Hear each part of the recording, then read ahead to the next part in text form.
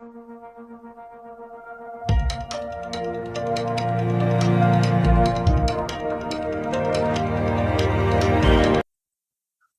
Everyone, welcome to the learning loop online educational platform. Student, हमने अपनी previous class में division rule देखा था। तो मैंने आपको सबसे पहले 5 का डिवीजन रूल बताया था, उसके बाद मैंने 25 का डिवीजन रूल बताया था।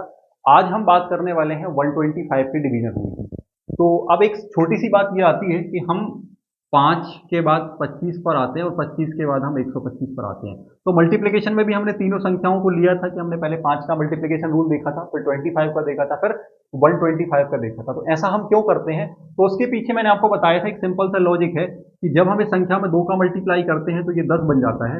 इस संख्या में हम 4 का मल्टीप्लाई करते हैं तो ये 100 बन जाता है। और इस संख्या में जब हम 8 का मल्टीप्लाई करते हैं तो ये कितना बन जाता है? 1000 बन जाता है। ठीक है।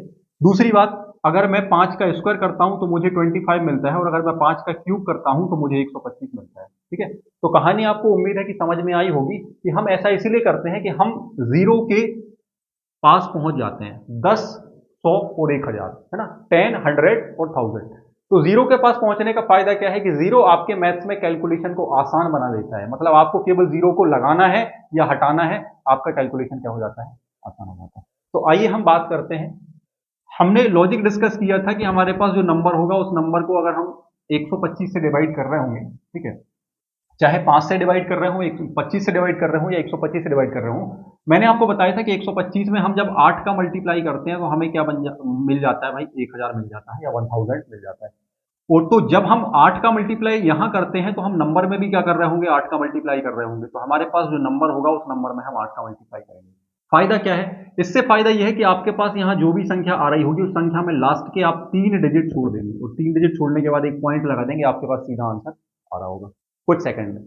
तो आइए हम नंबर के साथ देखते हैं। सबसे पहले मैं एक छोटी सी संख्या ले लेता हूं। मैंने मान के चलो एक संख्या ली 8। अब 8 में मुझे 125 से भाग देना है या 125 से इसको डिवाइड करना है। तो अगर मुझे इसको 125 से डिवाइड करना है तो सबसे पहले तो मैं इस 125 को जीरो के पास ले जाऊंगा 8 का मल्टीप्लाई करके, तो ये क्या बन जाएगा? मेरा 1000 बन जाएगा। तो मुझे क्या करना पड़ेगा? यहां भी 8 का मल्टीप्लाई करना पड़ेगा। तो जब मैं 8 में 8 का मल्टीप्लाई करूंगा तो मेरे पास यहां पर क्या मिल रहा होगा? मुझे 64 मिल रहा होगा। तो 64 को मैं एज इट इज यहां रख लेता हूं, यहां तक कोई परेशानी नहीं है। अब मैंने क्या बताया था? लास्ट से आपको डिजिट्स काउंट करने हैं और 3 डिजिट के बाद पॉइंट लगाना है। तो सर मैंने यहां डिजिट काउंट करे तो 1 हुआ, ये 2 हुआ, तीसरा डिजिट तो मेरे पास नहीं है। तो अब मैं क्या करूंगा?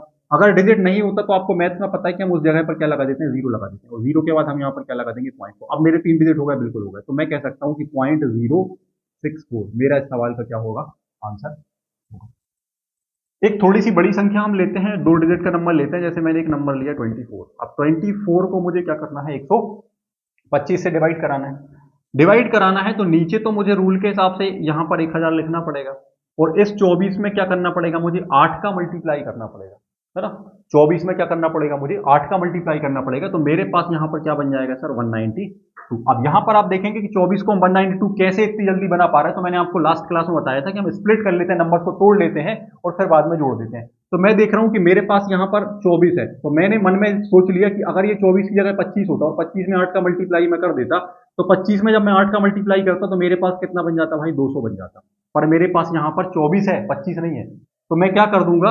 मैं यहां से 8 कम कर दूंगा। जब मैं 8 कम करूंगा तो मेरे पास 192। ये चीजें हम मन में 1 सेकंड 2 सेकंड में कर लेते हैं। अगर हमें रूल्स पता है, टेक्निक्स पता है, तो हम चीजों को बहुत जल्दी कैलकुलेशन कर सकते हैं। ठीक है। तो मेरे पास यहाँ 192 आ गया। अब मैं क्या करूंगा? यहाँ पर 192 को लिखूंगा।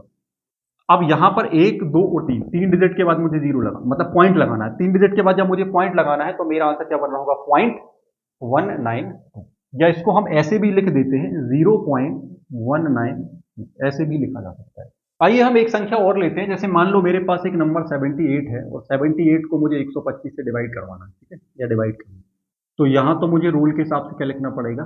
1000 लिखना पड़ेगा। अब मैं यहां पर क्या करूंगा? 8 का मल्टीप्लाई करूँ, क्योंकि मैं नीचे मल्टीप्लाई किया है तो ऊपर भी मुझे मल्टीप्लाई करना पड़ेगा। तो जब मैं यहाँ 8 का मल्टीप्लाई करूंगा तो मैं देखूंगा मेरा आंसर यहाँ पर क्या बन जाएगा? 624। अब 624 मेरे पास जो है उसको मैं एज इट इज यहाँ लिख लूंगा। अब मुझे क्या करना है? लास्ट से नंबर को देखना है और 3 डिजिट के बाद मुझे क्या लगा देना है? एक पॉइंट लगा देना है। तो मेरे पास आंसर क्या बन जाएगा? 0.624 मेरा आंसर होगा। एक हम 3 डिजिट का नंबर लेते हैं। जैसे मान लो मैंने एक नंबर लिया 128। 128 को मैं क्या कर रहा हूँ? 125 से डिवाइड कर रहा हूँ। यहां तो मुझे 1000 लिखना पड़ेगा, ठीक है। अब मैं क्या कर रहा हूं यहां पर 128 में क्या कर रहा हूं 8 का मल्टीप्लाई कर रहा हूं। क्यों? क्योंकि मैंने यहां 8 का मल्टीप्लाई किया था तब मुझे 1000 मिला था, तो मैं यहां भी क्या कर रहा हूं 8 का मल्टीप्लाई कर रहा हूं। तो जब मैं यहां 8 का मल्टीप्लाई कर रहा हूं तो मुझे यहां पर क्या मिलेगा 1024 मिलेगा, है ना। 1024 कैसे मिला? सिंपल सी बात है, यहां 125 था और 125 में 8 का मल्टीप्लाई करने पर मुझे 1000 मिल रहा था। मैं मान लेता हूं ऊपर भी 125 होगा, तो 125 से 1000 तो मुझे मिल गया। अब ये एक्स्ट्रा कितना है? तो सर एक्स्ट्रा यहाँ पर 3 है, तो 8 या कितना होता है 24, तो इसलिए मैंने ऊपर क्या लिखा है 1024 लिखा है। तो यहाँ पर आपने 1024 लिखा। अब आप ध्यान देंगे कि हमें कहाँ से लास्ट से डिजिट काउंट करने हैं ना, तो लास्ट से 1 2 3 तीन डिजिट के बाद मुझे एक पॉइंट लगाना है, तो मैं कह सकता हूँ कि 1.024 मेरा इस सवाल का क्या होगा। तो उम्मीद है आपको 125 का जो डिवीजन रूल है वो समझ में आया होगा और आप थोड़ी सी प्रैक्टिस के साथ इसको आसानी से कर सकते हैं।